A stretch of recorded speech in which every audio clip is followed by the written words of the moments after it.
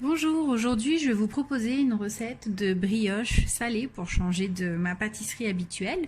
Donc ça va être une brioche tressée garnie avec une garniture que vous pourrez modifier mais qui est salée. Donc pour commencer, je vous donne la liste des ingrédients: 300 g de farine, une cuillère à soupe de sucre, une cuillère à café de sel, 20 g de levure fraîche, 100 ml de lait tiède, un œuf, et moi j'ai fait un petit mélange thym et origan que je vais insérer dans ma pâte à brioche. Voilà, donc pour commencer, je mets le lait tout de suite dans la levure. Le temps que je fasse autre chose, comme ça la levure va bien être diluée. Ça sera idéal pour ma pâte. Voilà, donc là pour l'instant elle colle un petit peu. Petit à petit, elle va se diluer. Donc pendant ce temps-là, je vais préparer le reste.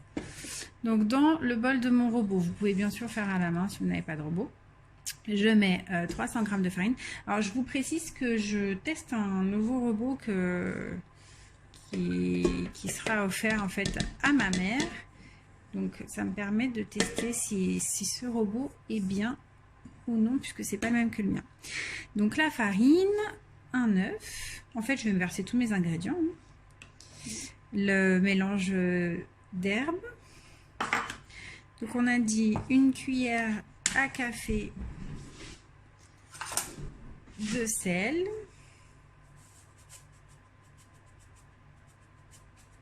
Voilà, comme ceci. Une cuillère à soupe de sucre.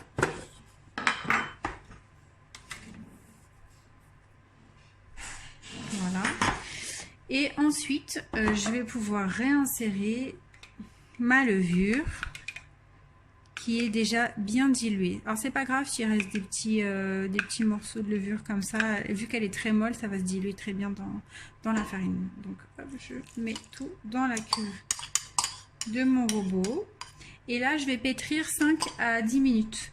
Donc je vais faire une petite pause vidéo parce que on va pas s'entendre. Et il n'y a rien de très particulier. Donc voilà. Là, on se rejoint juste après le pétrissage. Voilà, donc on va reprendre maintenant que ma pâte a pétri à peu près 5 minutes. Tac. Donc je vous montre la consistance de la pâte.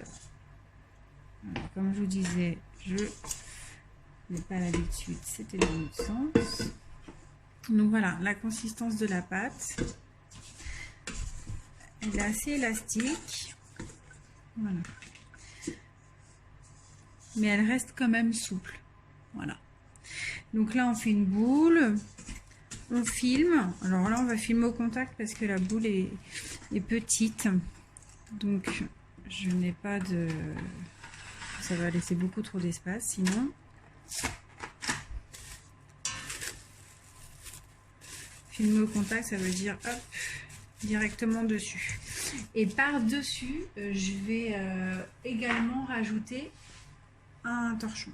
Comme ça va bien garder la chaleur. Ensuite, cette préparation, je vais la laisser de côté. Je vais préparer pendant ce temps-là ma garniture salée. Sachez que là, j'ai mis mon four en route. C'est peut-être que vous entendez parce qu'il ne fait pas très chaud chez moi aujourd'hui. Et donc, sinon, ça met trop de temps à lever. Donc là, je vais la mettre près de mon four pour que ma pâte profite de la chaleur. Voilà, donc pour mes garnitures, je vais faire une garniture au saumon, à la crème et avec des petites herbes fraîches. Donc pour ça, j'ai coupé en petits dés 3 ou 4 tranches de saumon fumé. Tac. Ensuite, je vais rajouter du persil. Donc vous pouvez mettre de la ciboulette si vous voulez. Alors là, c'était du persil que j'avais déjà préparé et congelé. Tac, ça me permet de gagner du temps quand je cuisine ensuite. Ensuite, je vais mettre 2 cuillères à soupe de crème fraîche. Et 2 cuillères à soupe de fromage frais Donc là, c'est du Philadelphia, mais vous pouvez prendre un autre type de fromage frais sans que ça pose de problème. Vous pouvez varier un petit peu les plaisirs. Et donc ensuite, je vais mettre un petit peu de poivre pour relever tout ça. Et un petit peu de sel, pas trop parce que le saumon c'est déjà un peu salé, donc c'est juste hop, par rapport à la crème. Et on mélange.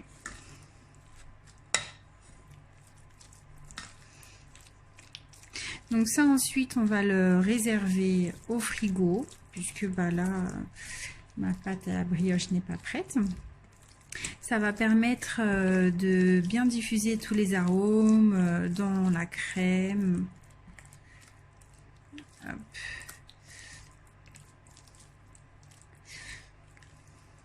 Après vous pouvez rajouter un peu ce que vous voulez, hein, du parmesan, de la mozzarella, voilà.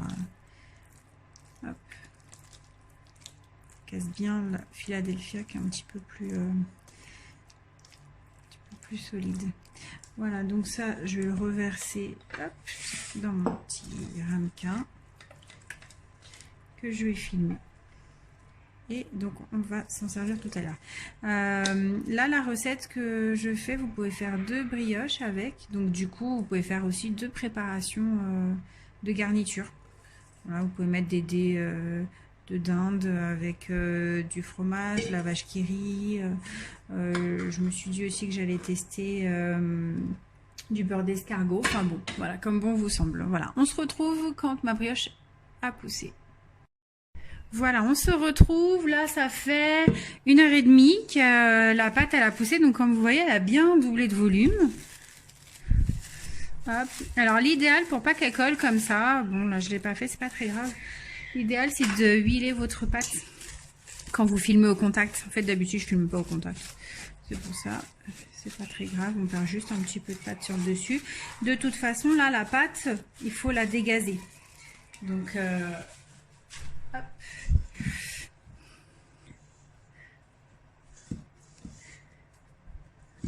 Voilà. Donc là, je vais la récupérer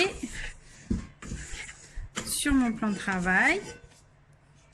Et je vais étaler en fait ma pâte de façon à faire un grand rectangle que je vais ensuite diviser en 2 rectangles. Voilà. Donc là, je reprends ma petite garniture de tout à l'heure.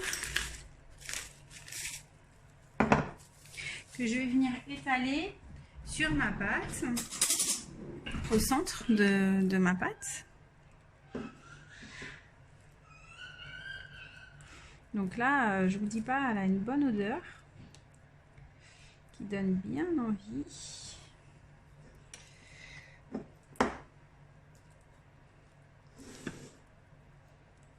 Je retire un petit peu. Voilà. Donc là, pour celle-ci, je vais la laisser comme ça. Et puis dans l'autre, je mettrai un petit peu de fromage en plus. Voilà, pour varier un petit peu entre mes deux pâtes. Donc du coup, là, je vais égaliser, hein, c'est mon côté un petit peu perfectionniste. Ce serait pas très grave, mais bon. Là, je viens couper au milieu ma pâte. Donc comme c'est une vanille que je fais et non pas une tresse, je coupe en 2. Si je faisais une tresse, je couperais en 3. Voilà. Je les décolle un petit peu. Et on va venir donc bah, du coup réaliser la vanille. Alors on essaye de faire une jolie forme, quitte à torsader un petit peu. Donc ça, il faut souder le début. Là, on va venir hop, tourner un petit peu. Et celle-ci va repasser devant, voyez. Et ainsi de suite. Tac, tac. Donc là, je rabats un petit peu mon côté. Hop. Alors on essaie qu'il y ait toujours de la garniture qui se voit, parce que c'est ça qui fait un petit rendement assez sympa aussi. Hop. Et là, je viens souder la fin de ma brioche. Ici, je rabats un peu pour pas que ça déborde non plus de mon four. Je soude ce côté-là. Voilà. Et là, on a une jolie torsade. Tac. Si on veut ici, on rabat un petit peu pour pas que ça redescende non plus. Voilà. Et là, on est bien. Voilà. Donc, résultat, après, alors là, je vais laisser lever au moins une demi-heure. Je vais voir au bout d'une demi-heure, je vous tiendrai au courant. Et après, on va enfourner ensemble. Voilà, je vous montre juste un autre pliage que je fais avec ma pâte pour la deuxième. Tac. Voilà, si vous voulez changer un petit peu, quitte à en faire deux, autant que ça soit pas les mêmes. Donc, hop, voilà. Donc, j'ai fait un rectangle. Au milieu, j'ai déposé ma pâte. J'ai mis du gruyère sur celle-ci. Après, j'ai fait des lamelles sur les côtés. Et là, je rabats un par un, une fois de chaque côté, en fait. Voilà. Donc, hop, je me dépêche un petit peu que vous puissiez voir le résultat.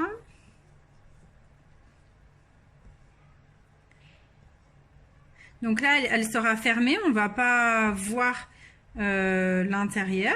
Tac. On soude bien les extrémités. Hop. Et voilà. Je vais venir dorer aussi également avec un jaune d'œuf et un petit peu de lait et un petit peu de vinaigre blanc. Donc un jaune d'œuf, une cuillère à soupe de lait, une cuillère à soupe de vinaigre blanc. Et puis comme ça va permettre de dorer et de garder le moelleux. Voilà, donc on se revoit. Voilà, donc là j'ai préparé mon mélange, un jaune d'œuf, une cuillère à soupe de lait, une cuillère à soupe de vinaigre blanc. C'est aussi pour éviter d'avoir le goût de l'œuf sur le dessus qui pourrait être désagréable. Et là je vais venir badigeonner mes deux brioches. Donc je vais le faire deux fois ça. Donc là je le fais une première fois, je laisse pousser comme je vous disais à peu près une demi-heure. On va voir, faut que ça ait gonflé en fait. Donc c'est approximatif.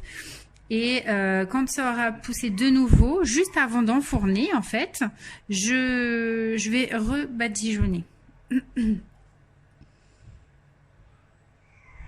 Voilà. Je vais faire pareil à côté. Donc à côté, c'est un peu plus graphique, on va dire. Hop, on essaye d'en mettre là où on voit la pâte. C'est surtout pour que ça soit joli, en fait, qu'il y ait une jolie dorure. Sinon, la pâte elle va être un peu blanche. Ça sera pas super beau au visuel. Donc, c'est bien quand c'est beau et quand c'est bon. Voilà. Donc, j'ai mis sur ma scie pâte parce que ça me permet de ne pas utiliser de papier cuisson. Ça n'accroche pas.